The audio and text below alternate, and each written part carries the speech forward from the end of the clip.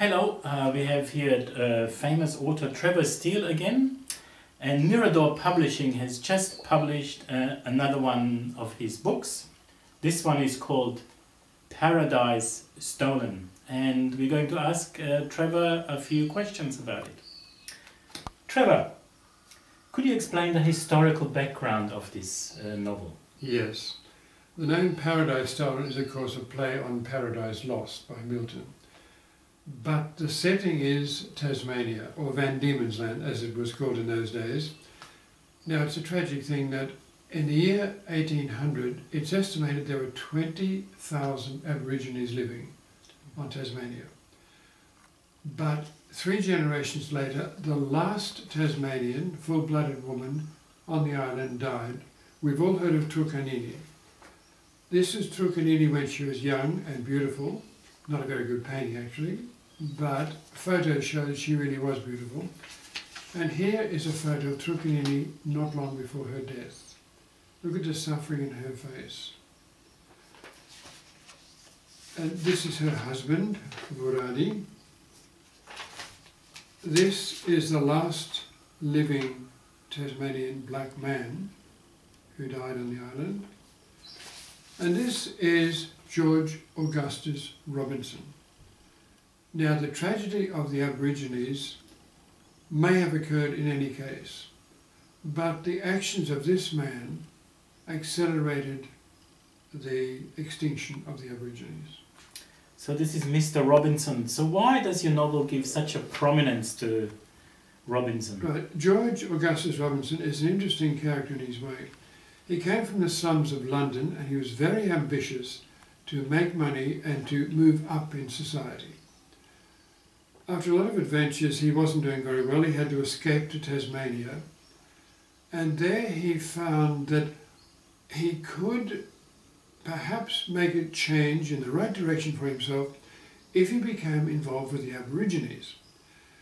Now the irony is that he was the only white person who actually did like the Aborigines. He went and lived among them, he learnt their languages, he lived with them for years, and he was the only person who could really relate closely to the Aborigines. And yet, he was the one who betrayed them. He persuaded them to go with him to islands in Bass Strait, pretending that it was only while the state of war would last, but knowing very well that they would not be allowed to come back to their own land. And life on the island was just absolutely catastrophic for nomads. They died off very, very quickly.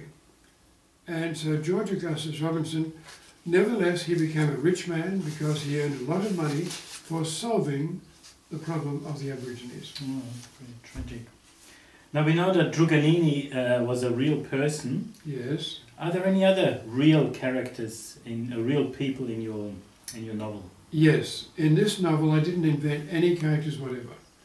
Even the bit players are people who really lived. Excellent.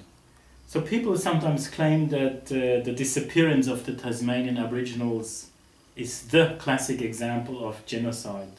Would you agree with that? Not entirely, if by genocide you mean an intentional extermination of a people. It was partly that an awful lot of them were shot or poisoned by whites, but basically it was the ignorance of the whites who simply occupied black territory, not realising what this would do to nomads. And then the actions of Robinson, which again were not motivated by malice, but by stupidity and neglect. And so it wasn't a genocide in the sense of a deliberate extermination, but it certainly was genocide. So it's common. Many Australians say Trukanini was the last Tasmanian Aboriginal. Is that true? No, not quite. She was the last full-blooded woman to die on the island of Tasmania. Others had gone to Kangaroo Island or islands in Bass Strait with their so-called husbands, the white sealers who sometimes just stole them.